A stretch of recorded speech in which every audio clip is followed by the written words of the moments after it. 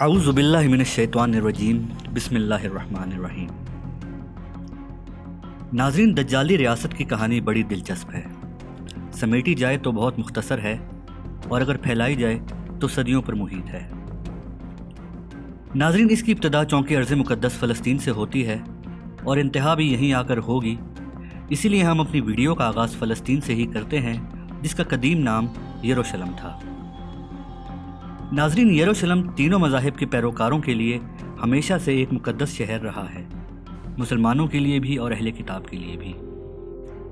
مسلمان چونکہ تمام انبیاء کرام علیہ السلام پر ایمان رکھتے ہیں، چنانچہ کوئی بھی ایسی جگہ جو کسی نبی سے تعلق رکھتی ہو مسلمانوں کے لیے مقدس ہے۔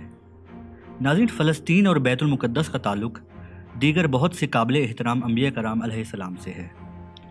واقع معراج بھی یہیں سے ہوا تھا اور یہاں موجود مقدس چٹان مسلمانوں کا قبلہ اول بھی ہے۔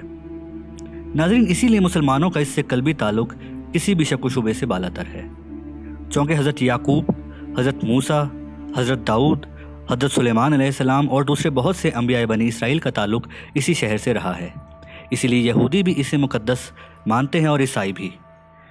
ناظرین، عیسائیوں کے لیے سرزمین کی تقدیس اس لیے بھی اہم تر ہے کہ حضرت عیسیٰ علیہ السلام بیت اللحم میں پیدا ہوئے تھے اور پھر زندگی کا بیشتر حصہ انہوں نے ارض مقدس یعنی فلسطین میں ہی گزارا۔ ناظرین، عالمی دجالی ریاست کی کہانی ماضی کے ان تقدیس بھرے رویوں کے برخلاف یہیں سے جنم لے گی۔ یروشلم کی اہمیت اور تقدیس کی وجوہات تو آپ نے سمجھ لی، آئیے اس کی تخریب یعنی یہاں دجالی قوتوں کی کارفرمائی کی ابتدا کو دیکھتے ہیں۔ لیکن آگے بڑھنے سے پہلے آپ سب سے گزارش ہے کہ ہمارے چینل مارخور انفو وارز کو سبسکرائب کیجئے اور ساتھ بنے بیل کے آئیکن کو بھی پریس کر دیجئے تاکہ مستقبل میں آنے والی اسی طرح کی تحقیقاتی اور معلوماتی ویڈیوز آپ کو بروقت مل سکیں۔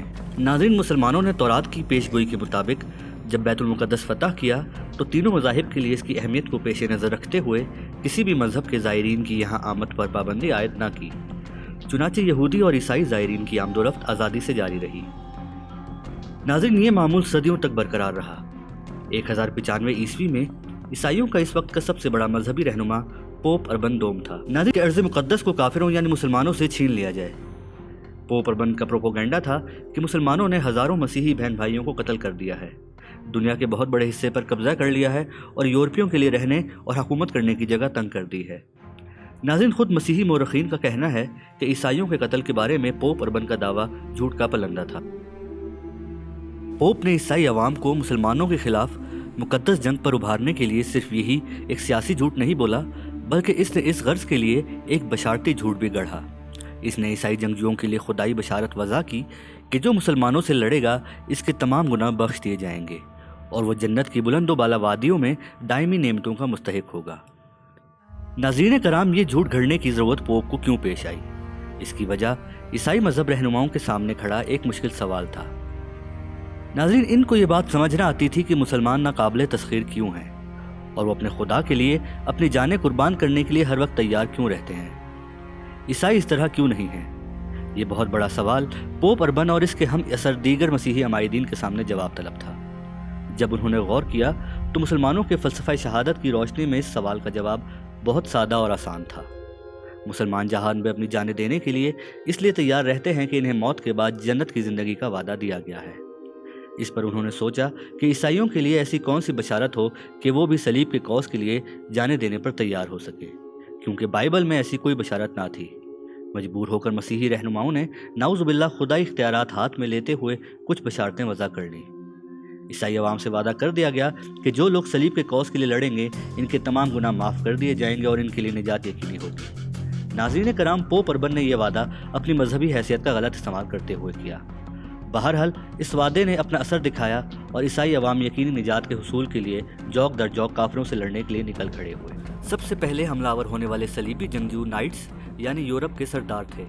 انہوں نے القدس پر طوفانی یلغار کی اور فلسطین کے ایک علاقے میں کچھ عرصے کے لیے ایک صلیبی ریاست قائم کر لی۔ صلیبی پرچم کے ساتھ یہ پہلا کامیاب حملہ تھا جس نے نہ صرف ناقابل تسخیر مسلمانوں کے خلاف یورپیوں کو حوصلہ دیا بلکہ کشت و خون کا ایک نیا دور شروع کیا جو بعد کی صدیوں میں بھی جاری رہا اور ابھی تک مختلف شکلوں اور عنوانوں سے جاری ہے۔ ناظرین، اس حملے کو صلیبی جنگ کہا گیا جس کا مطلب کافروں یعنی مسلمانوں کے خلاف مقدس جنگ تھا۔ ناظرین، اس اولین صلیبی جنگ کے پس پردہ پائے جانے والے شاہی محرکات یا پوپ کے مفادات کیا تھے؟ اس کے لیے نائٹس یعنی ان یورپی جنگی سرداروں کی ان سرگرمیوں پر نظر ڈالنا کافی رہے گا جو وہ یروشلم میں آتے ہوئے سر انجام دے رہے تھے۔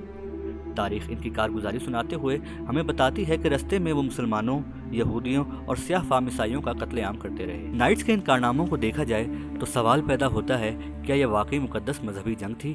نہیں، قطعاً نہیں، یہ تو ایک نسلی مارکہ آرائی تھی، وہ نسلی مارکہ آرائی جو مذہبی جنگ کے نام پر وجود میں آئی، اور جو نسلی احساس برتری کے شکار بنی اسرائیل کے ایک مخصوص قبیلے کو دنیا کے اس مقدس خطے پر تسلط دلانے کے لیے تھی جو وہ اپنی بدعمالیوں کی بدولت گنوا چکا تھا۔ ناظرین، یہ صلیبی جنگیں جاری رہیں اور جیسے جیسے وقت گزرا صلیبی جنگوں کی تعداد اور مقدار میں اضافہ ہوتا گیا۔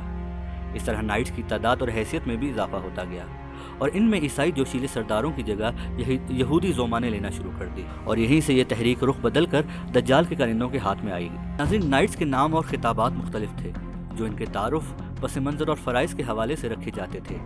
ان میں ایک نمایاں گروہ ٹیمپلرز نائٹس کا تھا جو عیسائی نائٹس کے مختلف گروہوں کے ختم ہو جانے کے بعد بھی باقی رہا۔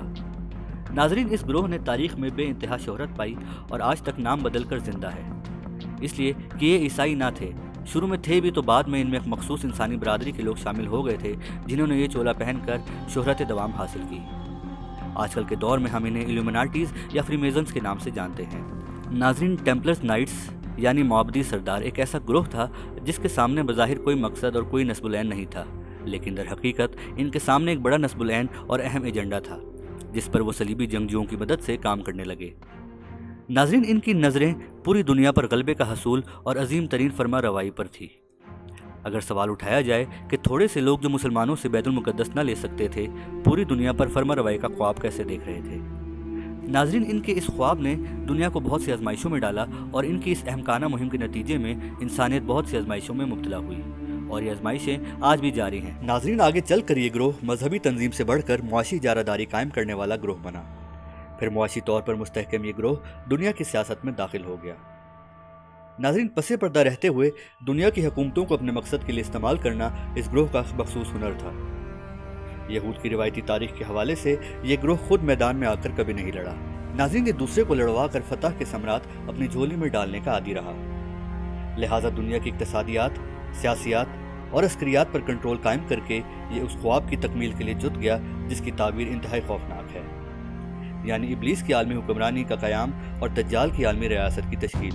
ناظرین، ہم اس گروہ کی درجہ بدرجہ پیش قدمی یعنی مذہب سے معیشت، معیشت سے جمہوریت، جمہوریت سے عسکریت اور پھر عالمی حکومت کا جائزہ لیتے ہوئے آگے بڑھیں گے تاکہ انسانیت کے خلاف ماضی، حال اور پھر مستقبل قریب میں جو کچھ اس زر زمین پر اپنے والے گروہ نے کیا کھل کر سامنے آ سکے۔ ناظرین کرام، دجال کی عالمی ریاست کی ابتدا عیسائی معبدی سرداروں یعنی نائٹ ٹیمپلرز کے منظر عام پر آنے سے ہوئی، لیکن یہاں ایک انتہائی متنازع سوال پیدا ہوتا ہے کہ دجال یہودیوں کی امیدوں کا آخری سہارا ہے تو ان نائٹ ٹیمپلر سے یہودیوں کا کیا تعلق ہو سکتا ہے؟ ناظرین، دجالی ریاست کی کہانی کے دوسرے حصے میں ہم اس حقیقت سے پردہ اٹھائیں گے اور اس کے ساتھ ساتھ اس اہم موضوع پر بھی بات کریں گے کہ دنیا کے پہلے سودی نظام یعنی بینکنگ سسٹم کی بنیاد کیسے پڑی اور کیسے یہ نائٹ ٹیمپلرز پوری دنیا کے معاشی نظام پر قابض ہوئے۔ وہ معاشی نظام کہ آج کے دور میں دنیا کے بڑے بڑے ترقی یافتہ ممالک جن میں امریکہ اور چین بھی شامل ہیں ان کے مقروض ہیں۔ ناظرین، اگر آپ کو ہماری یہ کاوش پسند آئی ہے تو ہماری ویڈیو کو لائک کیجئے، اپنے دوستوں کے ساتھ شیئر کیجئے اور کمنٹس میں اپنی رائے کا اظہار ضرور کیجئے۔ اور ناظرین، اگر آپ نے ابھی تک ہمارے چینل کو سبسکرائب نہیں کیا تو پلیز سبسکرائب کر لیجئے اور ساتھ بنے بیل کے آئیکن پر بھی کلک کر دیجئے تاکہ ہماری نئی آنے والی ویڈیوز آپ کو باقاعدگی سے مل سکے۔